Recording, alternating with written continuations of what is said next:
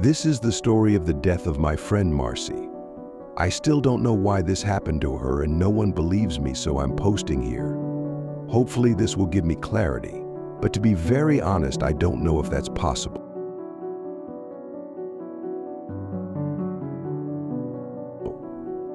Me and my friend had spent a long, relaxing day at the beach, and by this time many of the other beachgoers had packed up and left. For a couple hours we had the beach all to ourselves. My friend's hands slipped under the wet sand, emerging with handfuls that fell in clumps. She gazed at the horizon and leaned forward into the light breeze that pulled the heat off of our cheeks. "Well, we're both sunburnt to hell, so we should probably head home," I said, twirling a shell in my hand before setting it down beside me. She looked at me with a frown, but rose to her feet and offered me her hand.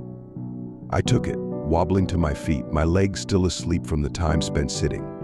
The beach was still hot, but there was no point in filling our shoes with sand, so we just kept to the cool, wet sand near the water. My friend stared at the sun as we went, as it was inching closer to the horizon. She stared, almost locked onto it. Then she tripped and fell face first on a sand mound, eating dirt. Uff! She spattered out the sand that had filled her mouth. Giggling, I pulled her from the ground. "What was that?" What I asked, still stifling a laugh. There was something in the sky. "Well, all I saw is that you face planted," I said, smiling in satisfaction. "I'm serious, there was something?" I don't know what she trailed off as she looked back at the sky. "Well, it's gone now. Never mind." She turned, marching forward, shoving her hands into her pockets as she went. I glanced back, scanning the waves. Nothing but blue stretched in front of me. The tide was rising though, so I raced to catch up with her. I knew it was a long walk back, but in the waning light the walk seemed unending.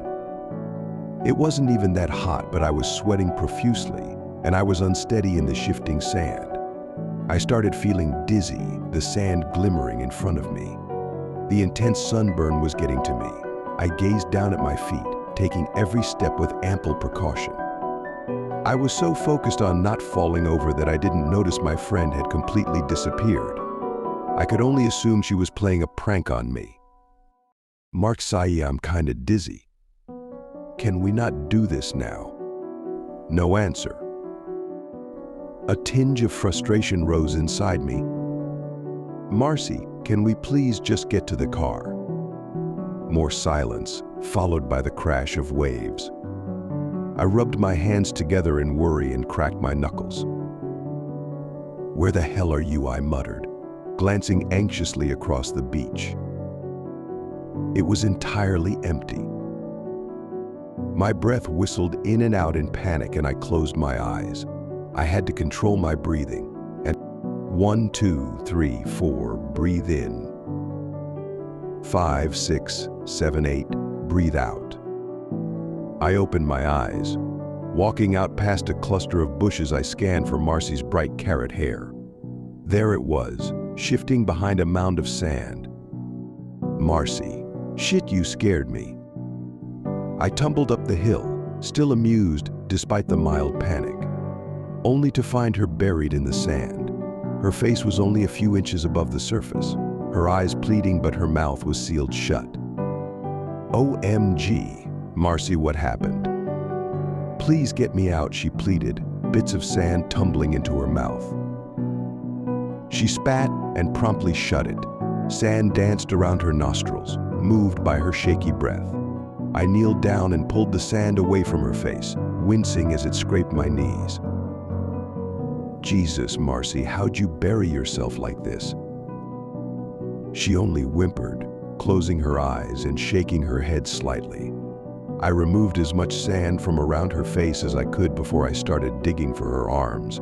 I shoveled deep into the sand where her left arm would be, only to find there was nothing underneath. Nothing but more sand, sand that was warm, even hot. Marcy wasn't buried in the sand laying down, she was standing. Her feet must have been 5 feet deep by that point. Marcy garbled out a yell, My gaze shifted, locking with hers, as her face sunk even deeper into the sand. I scrambled, pulling sand away from her face as fast as I could, but she just kept sinking, panicked whimpers from her closed lips being deadened by the shifting sand.